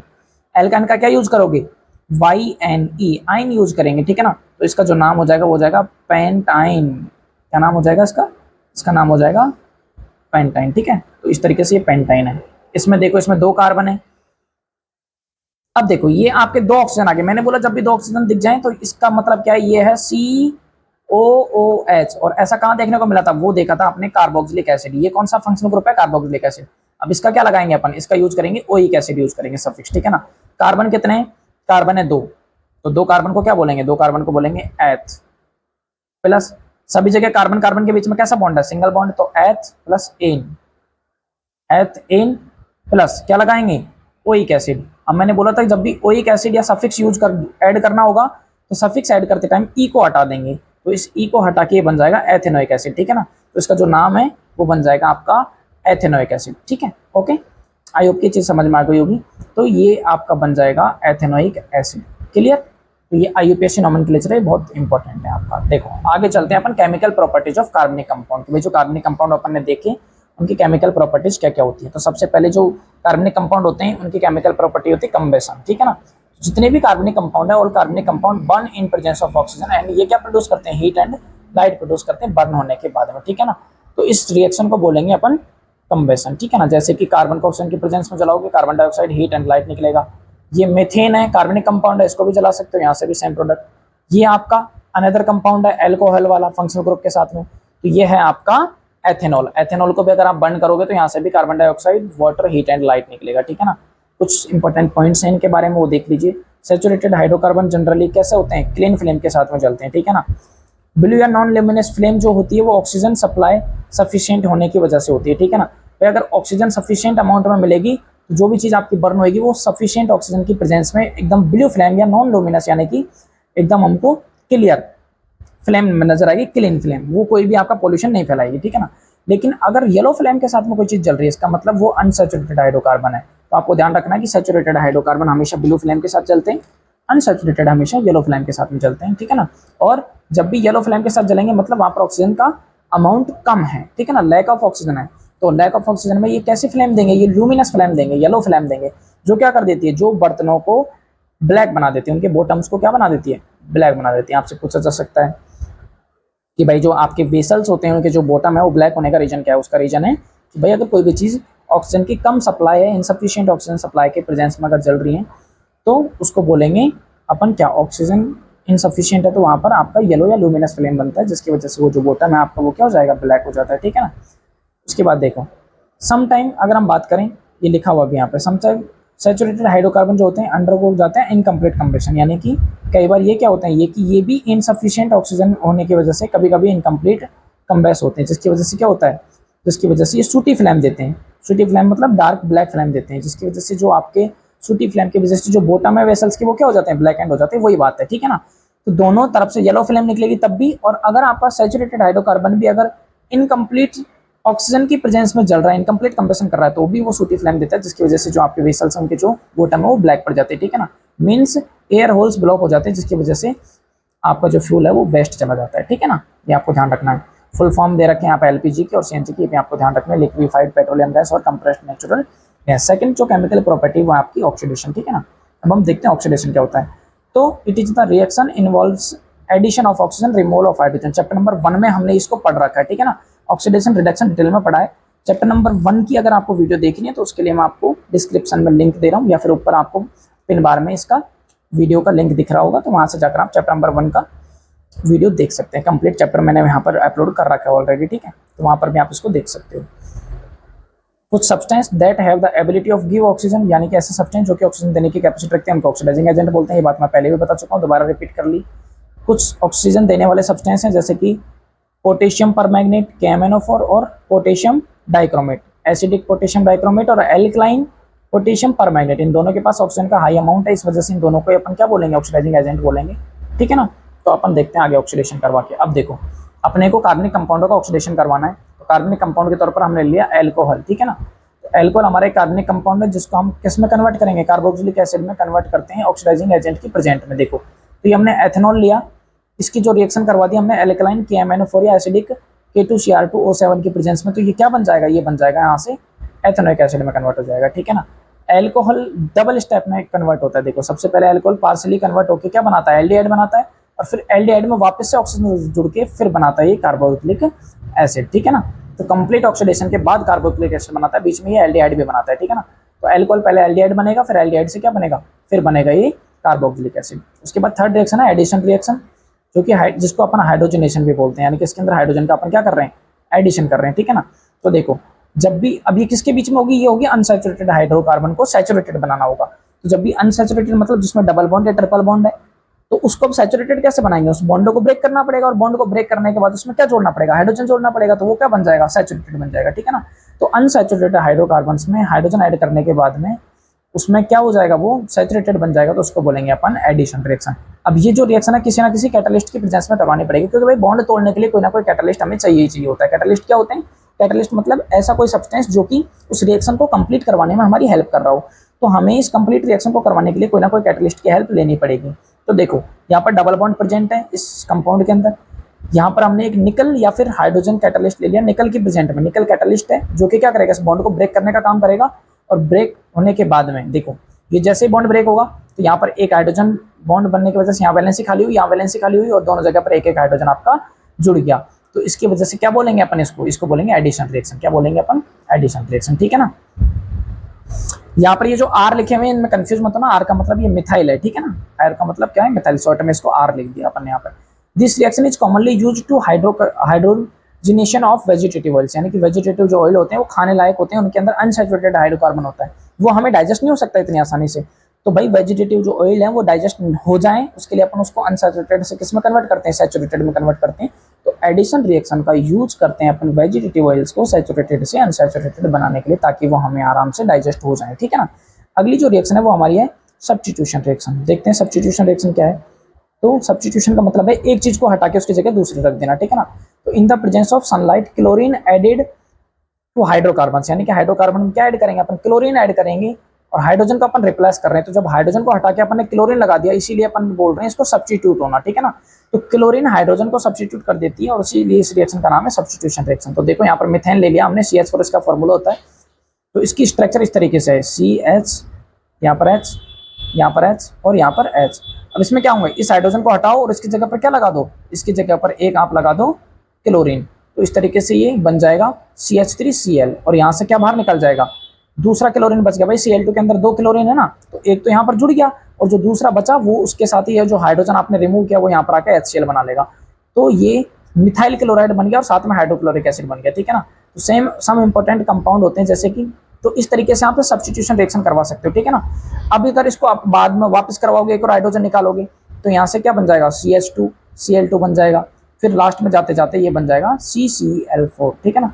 तो इस तरीके से कार्बन टेट्राक्लोराइड आप बना सकते हो। हर बार आप एक एक हाइड्रोजन को निकालो, एक एक क्लोरीन ऐड करते जाओ करते जाओ करते जाओ। इस रिएक्शन को 4 स्टेप में करवाओगे तो लास्ट में बनेगा कार्बन टेट्राक्लोराइड, ठीक है ना। अब देखो हमारे इस चैप्टर के अंदर लास्ट में 2 इंपॉर्टेंट कार्बनिक कंपाउंड बचे हुए जिनकी अपन प्रॉपर्टी पढ़ेंगे, प्लस उनके बारे में अपन उनकी केमिकल प्रॉपर्टीज को भी देखेंगे। तो आगे चलते हैं अपन, 2 कौन कौन से हैं वो देखो। सबसे पहला है इथेनॉल। इथेनॉल एक इंपॉर्टेंट कार्बनिक कंपाउंड है जिसका कॉमन नेम है इथेनॉल होता है, और इसका जो केमिकल नेम है, ये कॉमन नेम नहीं है, सॉरी, हाँ, केमिकल नेम तो है इसका इथेनॉल, और जो कॉमन नेम है वो है इसका इथाइल एल्कोहल, ठीक है ना। इसका जो फॉर्मूला है वो है C2H5OH भी बोल सकते हैं, या फिर CH3CH2OH। ये दोनों फॉर्मूले आपके करेक्ट हैं, वैलिड हैं, ठीक है ना। दोनों एक ही हैं, वो बस उनको मर्ज करके लिख दिया, ठीक है ना। इसकी फिजिकल प्रॉपर्टीज की बात करें तो ये गुड सॉल्वेंट होता है, यानी कि अपने अंदर बाकी चीज़ों को घोल सकता है। जब इसके अंदर क्या करेंगे, आयोडीन घोलेंगे, तो एल्कोहल में जब भी आयोडीन घोलते हैं तो उसको टिंचर ऑफ आयोडीन बोलते हैं अपन, ठीक है ना। कफ सिरप में काम में लेते हैं इसको अपन सॉल्वेंट के तौर पर, भाई जो कफ सिरप बनाई जाती है उसमें एज ए सॉल्वेंट हम एल्कोहल यूज लेते हैं। Ethanol is also soluble in water, इसको अपन पानी में भी बोल सकते हैं, पैक बनाया होगा सभी ने, ठीक है ना। और लिक्विड होता है ये रूम टेम्परेचर पर, मेल्टिंग पॉइंट इसका 156 केल्विन होता है, बॉइलिंग पॉइंट इसका 351 केल्विन होता है, ठीक है, ध्यान रखोगे। इसकी कुछ केमिकल प्रॉपर्टी देख लेते हैं। सबसे पहले इसकी सोडियम के साथ रिएक्शन देखेंगे अपन। जब भी अल्कोहल सोडियम के साथ रिएक्ट करेगा तो यहाँ से बनाएगा सोडियम इथॉक्साइड और साथ में निकलेगी हाइड्रोजन गैस, ठीक है ना। तो देखो यहाँ पर एक सोडियम ले लिया, यहाँ पर अपन ने इथेनॉल ले लिया, इसकी रिएक्शन करवाई तो ये बन गया आपका सोडियम इथॉक्साइड, जिसके अंदर यहाँ पर इस तरीके से, और यहाँ से हाइड्रोजन गैस आपकी रिमूव हो चुकी है, ठीक है ना।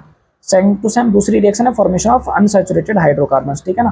तो ये एक डिहाइड्रेशन रिएक्शन है। इसमें क्या करेंगे हम, इथेनॉल को गर्म करेंगे फॉर 43 केल्विन टेम्परेचर पर in the presence of concentrated sulphuric acid, ठीक है ना। कंसंट्रेटेड सल्फ्यूरिक एसिड की तौर पर ये कैटलिस्ट है हमारा, ठीक है ना। तो ये क्या देगा, ये हमें एथिन बनाकर देगा, ठीक है ना। तो ये डिहाइड्रेशन ऑफ इथेनॉल है। तो देखो ये हमने इथेनॉल लिया, कंसंट्रेटेड H2SO4 लिया, और यहाँ पर अपन इसको क्या कर रहे हैं, इसको कर रहे हैं अपन हीट करने के बाद में क्या बना, ये एथीन बन गया, ठीक है ना। और इसमें से क्या बाहर निकला, इसमें से वाटर का अमाउंट बाहर निकल गया। तो डिहाइड्रेशन है, इसमें वाटर को हमने रिमूव कर दिया, इसलिए इसको क्या बोलेंगे। तो जो आपका ये जो कंसंट्रेटेड सल्फ्यूरिक एसिड है ना, ये डिहाइड्रेटिंग एजेंट है भाई यहाँ पर, ठीक है ना। ये डिहाइड्रेशन का काम कर रहा है, इथेनॉल को सुखाने का काम कर रहा है, ठीक है ना। अगला जो हमारा कंपाउंड है वो है इथेनोइक एसिड, ठीक है। देखो अगला जो कंपाउंड है इथेनोइक एसिड है, इसका जो कॉमन नेम है वो है एसिटिक एसिड, ठीक है। इसका फॉर्मूला है CH3COOH। अगर इसको अपन 5 से 8% सॉल्यूशन एसिटिक एसिड में, अगर पानी के अंदर यानी कि पानी के अंदर 5 से 8% एसिटिक एसिड मिला दिया, तो जो आपका सॉल्यूशन बनेगा उस सॉल्यूशन को बोलेगा विनेगर। तो आपसे पूछा जा सकता है विनेगर को कैसे तैयार करते हैं। विनेगर को तैयार करने के लिए आपको क्या करना पड़ेगा, एसिटिक एसिड मिलाना पड़ेगा वाटर के अंदर, तो विनेगर बनेगा, ठीक है। इसका जो मेल्टिंग पॉइंट होता है वो होता है 290 केल्विन, ठीक है। आगे देखो, आगे हम इसके कुछ केमिकल प्रॉपर्टीज की बात करते हैं। तो देखो सबसे पहली केमिकल प्रॉपर्टी वो आपकी एस्ट्रिफिकेशन। एस्ट्रिफिकेशन के अंदर क्या करते हैं कि इथेनोइक एसिड को रिएक्ट करवाते हैं अपन एब्सोल्यूट एथेनॉल के साथ में, ठीक है ना। तो जब भी एब्सोल्यूट इथेनॉल के साथ में रिएक्ट करेगा तो in the presence of acid catalyst ये क्या देता है हमें, एस्टर बनाकर देता है, ठीक है ना। एस्टर बनाकर देगा। देखो कैसे होगी ये रिएक्शन, तो ये हमारा एथेनोइक एसिड है, ये हमारा इथेनॉल है, ठीक है ना। तो ये एसिड की प्रेजेंस में जब ये रिएक्शन करेगा तो रिएक्शन बन में जो प्रोडक्ट बनेगा वो बनेगा एस्टर, और यहाँ से जो एस्टर बनने के साथ में वाटर बाहर निकल जाएगा। तो इस रिएक्शन को बोलेंगे एस्ट्रिफिकेशन, क्योंकि इस रिएक्शन के ड्यूरिंग हमारा जो प्रोडक्ट बन रहा है वो क्या बन रहा है, एस्टर बन रहा है, इसलिए अपन इसको एस्ट्रिफिकेशन बोल रहे हैं। जनरली जो एस्टर है वो स्वीट स्मेलिंग सब्सटेंस है, इसलिए परफ्यूम या फिर फ्लेवरिंग एजेंट बनाने के लिए इसको काम में लेते हैं। अब नोट लगाकर एक पॉइंट लिखा हुआ है कि भाई एस्टर को अगर हम दोबारा कन्वर्ट करना चाहें अल्कोहल में तो क्या बनाएगा, तो इसको क्या करें अपन, तो इससे क्या बनाएं, तो जो पहले वाला प्रोडक्ट था एथेनोइक एसिड या इथेनॉल, तो उसको क्या बना सकते हैं, तो यस उसको क्या करवाना पड़ेगा हमें, सोडियम हाइड्रोक्साइड की प्रेजेंस में उसको रेट करवा दो। तो जब भी एस्टर को आप वापस से सोडियम हाइड्रोक्साइड से रेट करवाओगे तो यहाँ से इथेनॉल बन जाएगा और हमें वापस से मिलेगा sodium salt of carboxylic acid, ठीक है ना। अब ये जो sodium salt of carboxylic acid है इसी को बोलेंगे अपन सॉप, आगे अपन इसी को सॉप बोलेंगे, ठीक है ना। तो आपको ध्यान रखना है सॉप का मतलब है sodium salt of carboxylic acid. तो ये जो आपका फॉर्मूला बना ये सॉप का बना, इसीलिए इस रिएक्शन को अपन सैपोनिफिकेशन रिएक्शन भी बोल सकते हैं। इसीलिए नीचे लिखा हुआ है कि this reaction is known as saponification. आपसे पूछा जा सकता है what is the saponification reaction, तो जिस रिएक्शन के ड्यूरिंग अपन एस्टर की सोडियम हाइड्रोक्साइड से रेट करवा के इथेनॉल और इथेनोइक एसिड बनाते हैं उसको बोलते हैं अपन सैपोनिफिकेशन रिएक्शन, ठीक है ना। अब देखो रिएक्शन ऑफ बेस देखते हैं अपन। रिएक्शन ऑफ बेस अगर देखें तो इथेनोइक एसिड को अपन बेस के साथ रेट करवाएंगे लाइक सोडियम हाइड्रोक्साइड, तो यहाँ से भी क्या बनेगा, सॉल्ट एंड वाटर बनेगा।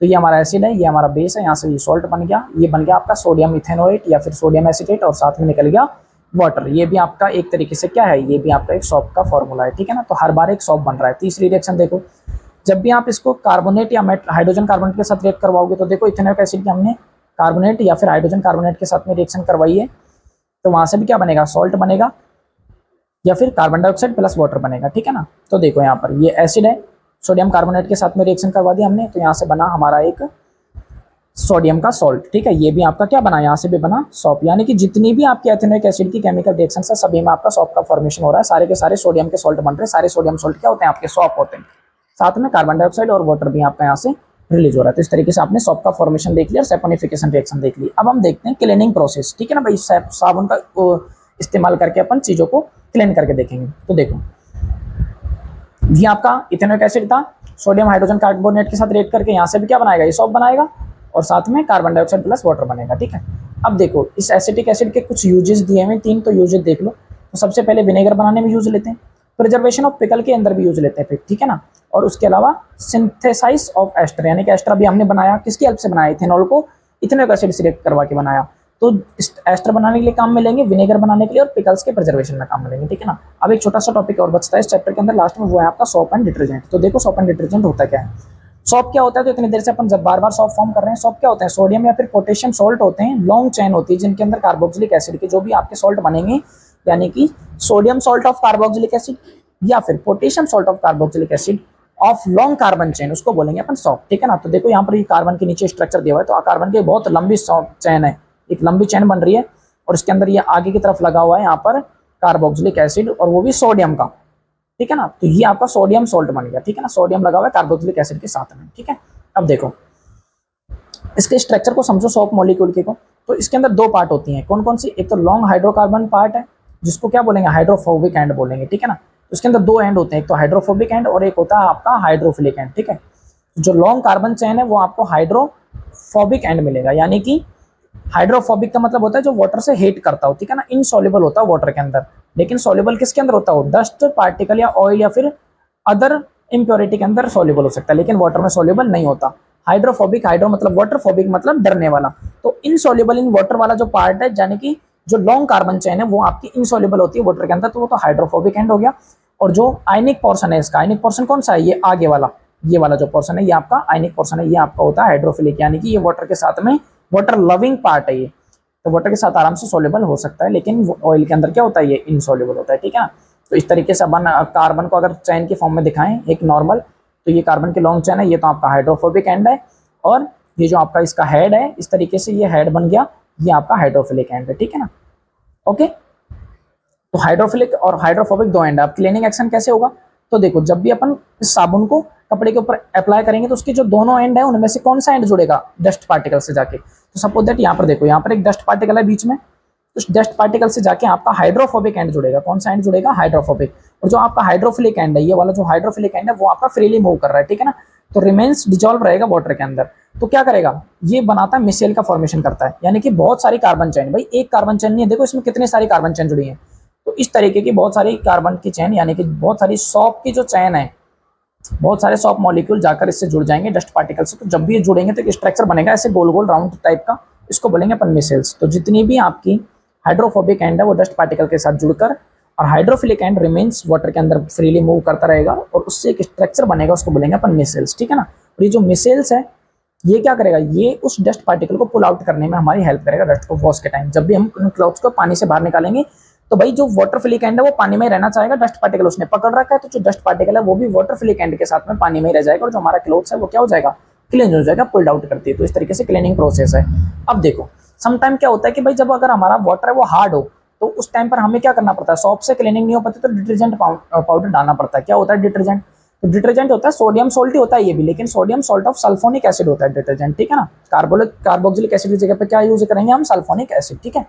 तो देखो समटाइम कब यूज करेंगे इसको, तो समटाइम सॉप जो होता है वो हार्ड वाटर के अंदर, हार्ड वाटर लाइक मैग्नीशियम या कैल्शियम सॉल्ट अगर उसके अंदर प्रेजेंट है, इनसॉल्युबल है, तो वहां पर क्या होता है हार्ड वाटर के अंदर वो स्कम फॉर्म कर लेता है सॉप, ठीक है ना, जिसकी वजह से जो आपका क्लीनिंग प्रोसेस है वो क्या हो जाती है, डिफिकल्ट हो जाती है। उस टाइम पर आपके कपड़े अच्छे से धुल नहीं पाएंगे, आपका जो कचरा है वो ठीक से साफ नहीं हो पाएगा। तो उस टाइम उस प्रॉब्लम को ठीक करने के लिए अपन क्या करेंगे, उसमें डिटर्जेंट यूज करेंगे, ठीक है ना।